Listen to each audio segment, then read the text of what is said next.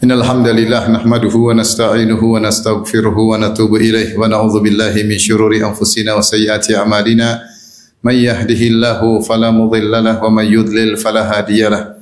Asyhadu an la ilaha illallah wahdahu la syarikalah wa asyhadu anna Muhammadan abduhu wa rasuluhu la nabiyya ba'dah.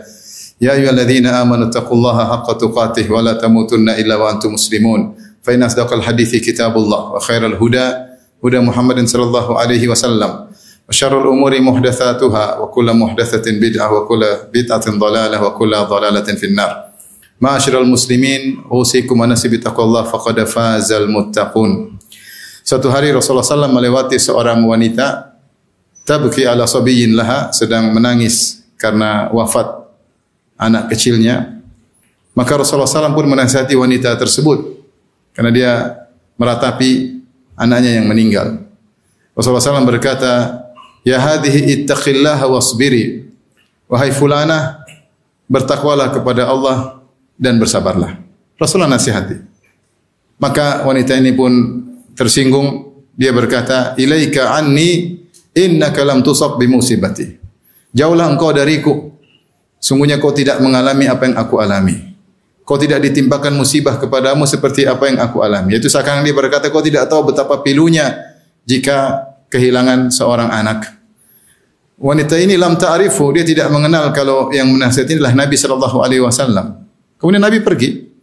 Setelah Nabi pergi, kemudian ada yang memberitahu bahwa tadi yang menegurmu adalah Rasulullah sallallahu alaihi wasallam.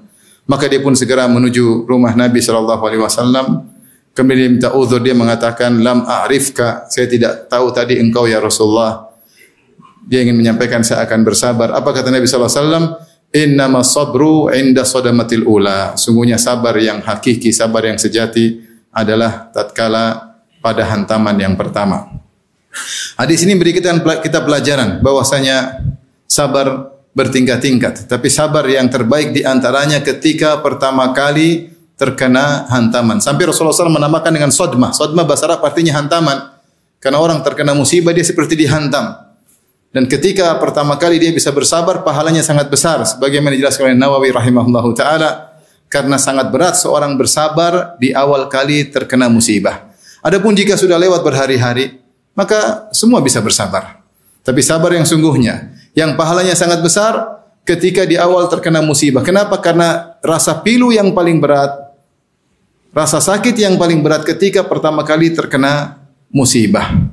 Dari sinilah kita bisa mengambil faedah bahwasanya semakin pilu suatu musibah kita rasakan, semakin sedih, semakin berat, maka semakin besar pahalanya.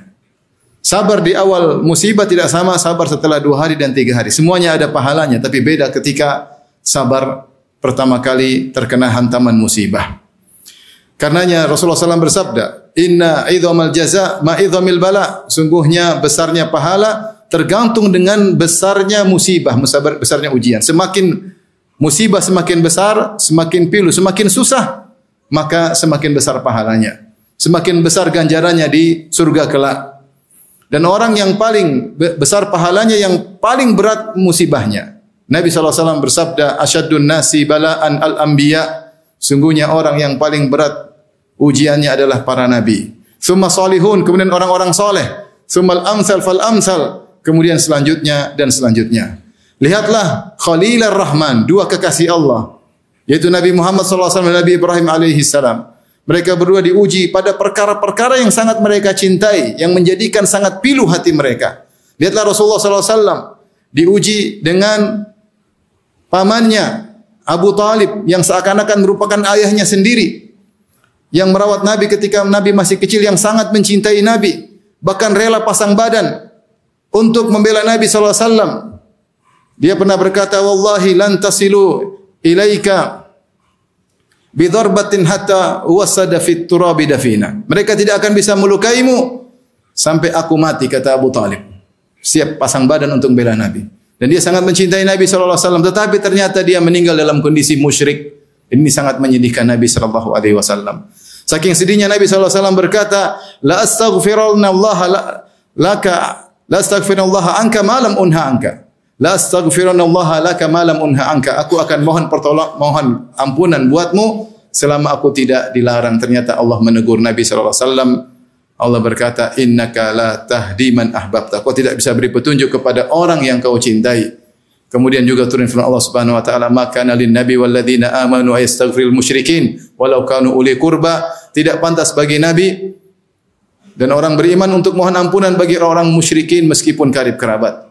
Demikian juga betapa pilu hati Nabi sallallahu alaihi wasallam ketika orang yang sangat dia cintai, istrinya yang sangat salehah, Khadijah radhiyallahu anha, meninggal di tahun yang sama. Yang hidup bersama Nabi selama 25 tahun, tidak pernah mengangkat suaranya, yang memberikan seluruh hartanya buat Nabi sallallahu alaihi wasallam, yang memberikan anak-anak bagi Nabi sallallahu alaihi wasallam. Rasulullah SAW pernah berkata, amanat bi idz kafara biyan nas. Sungguhnya Khadijah beriman kepadaku ketika semua orang kafir kepadaku. Wa saddaqatni idz kadzabani nas. Dia membenarkan aku ketika semua orang mendustakan aku. Wa wasatni bi maliha wa nafsiha. Dan dia bantu aku dengan hartanya dan jiwanya. Wa razaqani Allahu auladaha idz haramani Allahu auladan nisa. Dan Allah menganugerahkan kepadaku anak-anak darinya, sementara wanita lain tidak ada anak untukku dari mereka. Maka ketika Khadijah, istri yang sangat solehah ini meninggal, yang Rasulullah pernah berkata, inni qad ruziktu hubbaha, aku telah dianugerahi oleh Allah bisa mencintai Khadijah. Bagi Nabi, cinta kepada Khadijah adalah anugerah dari Allah Subhanahu wa taala. Ternyata istrinya juga meninggal. Tentu sangat pilu hati Nabi sallallahu alaihi wasallam. Sehingga para ulama menamakan tahun tersebut sebagai Amul Huzni, tahun kesedihan. Karena dua orang yang sangat dicintai oleh Nabi meninggal di saat yang berdekatan. Yang satu membela Nabi ketika di luar rumah, pamannya Abu Talib. Yang satu menjadi pelipur lara bagi Nabi ketika dalam rumah. Itulah, namun kaedah menyatakan semakin pilu, semakin sakit, semakin besar pahala. Lihatlah Khalil Rahman yang lain, Nabi Ibrahim alaihissalam, kekasih Allah. Bagaimana ujian yang dia alami? Ayahnya yang sangat dia cintai, kafir, bahkan memusuhinya, bahkan mengancamnya. La illam tantahi la arjumannaka wahjurni maliya. Kalau kau tidak berhenti dakwah wahai Ibrahim, aku akan merajammu, melemparmu dengan batu dan tinggalkanlah aku. Ayahnya sangat dia cintai ternyata memusuhinya. Dia harus diusir, harus pergi dari negerinya yang dia cintai. Kemudian Allah mengujinya lagi, dia harus terpisah dari putranya yang dia nantikan, yaitu Ismail alaihissalam. Ibrahim alaihissalam ketika menikah dengan Sarah, dia menantikan punya anak. Sampai puluhan tahun tidak punya anak.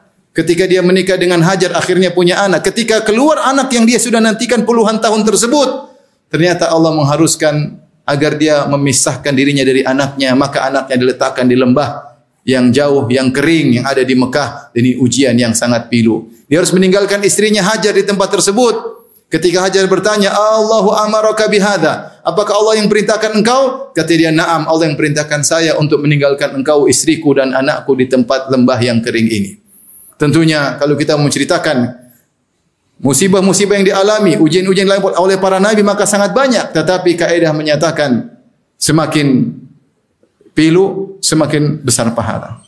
Ketika seorang diuji dengan ujian yang sangat menyakitkan, yang sangat memilukan, ketahuilah bahwasanya kalau dia sabar, dia akan meraih kenikmatan yang sangat indah di alam barzah maupun di surga kelak. Aqulu qouli hadza astaghfirullah li wa lakum wa lisal muslimin kulli dhanbin khati'ah fastaghfiruhu innahu huwal ghafurur rahim.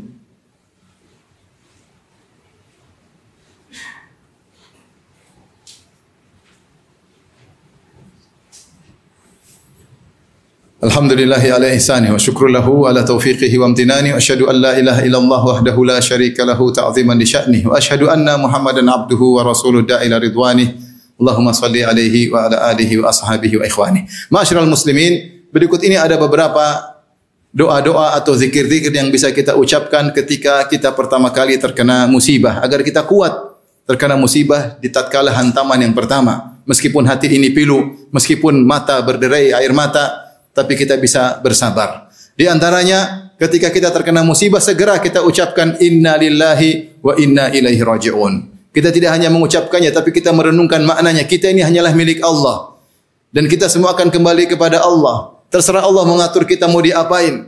Allah lebih tahu tentang maslahat kita. Kita, istri kita, anak kita, harta kita, semuanya milik Allah.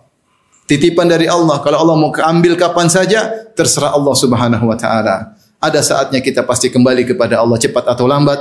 Maka ketika harta kita hilang atau orang kesayangan kita hilang, diambil oleh Allah, kita bilang inna lillahi wa inna ilaihi raji'un. Allah memuji orang-orang yang bersabar. Wa basyiris sabirin alladzina idza asabatum musibatun qalu inna lillahi wa inna ilaihi raji'un. Ulaika alaihim shalawatu min rabbihim rahmah. Kata Allah Subhanahu wa taala, beri kabar gembira kepada orang-orang yang bersabar. Siapa mereka? Yang ketika terkena musibah mereka mengatakan inna lillahi wa inna ilaihi raji'un. Sebelum mengucapkan yang lain, ucapkan terlebih dahulu inna lillah, kita ini milik Allah. Saya, istri saya, anak saya, harta saya, jabatan saya, semuanya adalah milik Allah. Kalau Allah mau ambil kapan saja, terserah Allah dan kita akan kembali kepada Allah. Di antara zikir yang perlu kita baca ketika pertama kali terkena musibah, sebagaimana diajarkan oleh Nabi SAW, kita berkata, Allahumma jurni fi musibati wa akhlif li khairan minha. Ya Allah, berilah aku ganjaran pada musibahku ini dan gantilah dengan yang lebih baik. Ini musibah. Kalau kita sabar, ganjaran yang sangat besar. Bahkan di antara amal saleh yang paling utama menyebabkan seorang masuk surga adalah sabar. Makanya dalam Al-Quran banyak Allah sebutkan ayat-ayat bahwa yang sebab masuk surga adalah sabar. Seperti firman Allah Subhanahu wa taala, "Wa jazahum bima sabaru jannatan wa harira." Dan Allah memberi ganjaran kepada mereka karena kesabaran mereka, mereka masuk surga dan mereka menggunakan pakaian dari sutra gara-gara kesabaran mereka. Allah Subhanahu wa taala juga berfirman, "Ulaika yujzaunal ghurfata bima sabaru." Mereka itulah orang-orang yang mendapatkan surga yang tinggi. Itu ghurfah. Kenapa? Bima sabaru, karena kesabaran mereka. Allah juga sebutkan dalam surat Ar-Ra'd, "Walladzina sabaru butigha'a wajhi rabbihim." Dan orang-orang yang bersabar karena mencari wajah Allah. Kemudian setelah Allah mengatakan, "Ulaika lahum uqubad dar." Bagi mereka kesudahan tempat tinggal yang indah. Oleh karenanya kita harus tahu bahwasanya sabar itu pahalanya besar. Oleh karenanya Allah kasih ujian yang paling banyak adalah kepada para nabi dan para orang soleh. Maka ketika kita dikasih ujian ini, kesempatan kita untuk mendapatkan pahala yang besar dengan syarat kita bersabar. Maka kita mengatakan, Allahumma jurni fi musibati.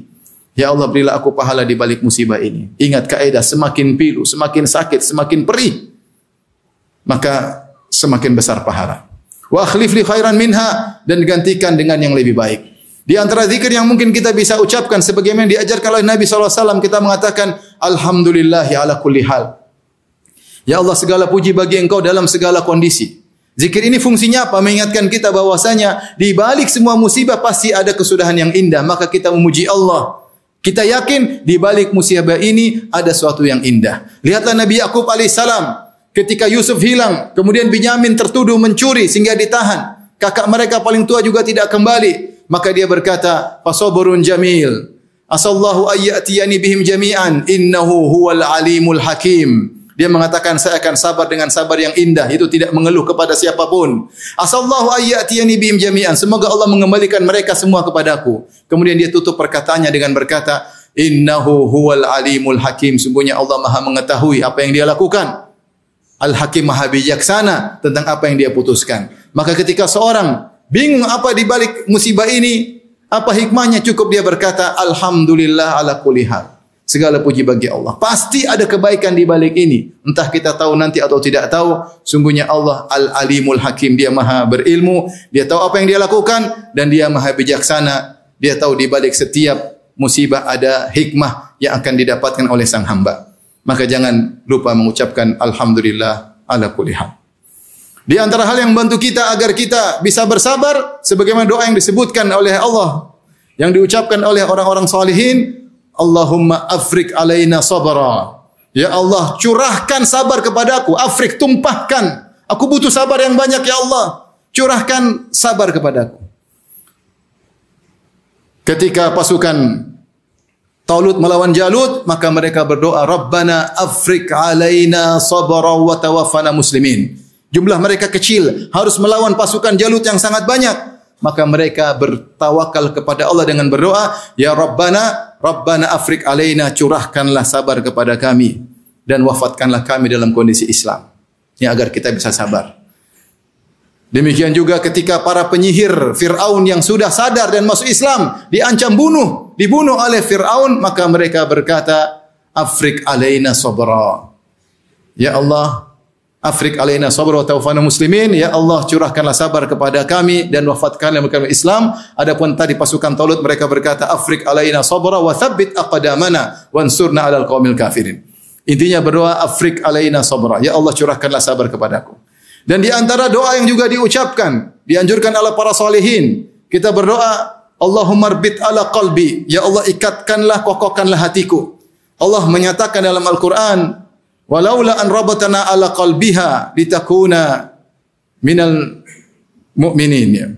Kata Allah Subhanahu wa taala terhadap ibunya Nabi Musa, ketika Nabi Musa diletakkan di keranjang untuk selamat dari kejahatan Fir'aun, ternyata keranjang tersebut mampir justru di istana Fir'aun. Ternyata Musa dipungut oleh keluarga Fir'aun. Ibunya melihat.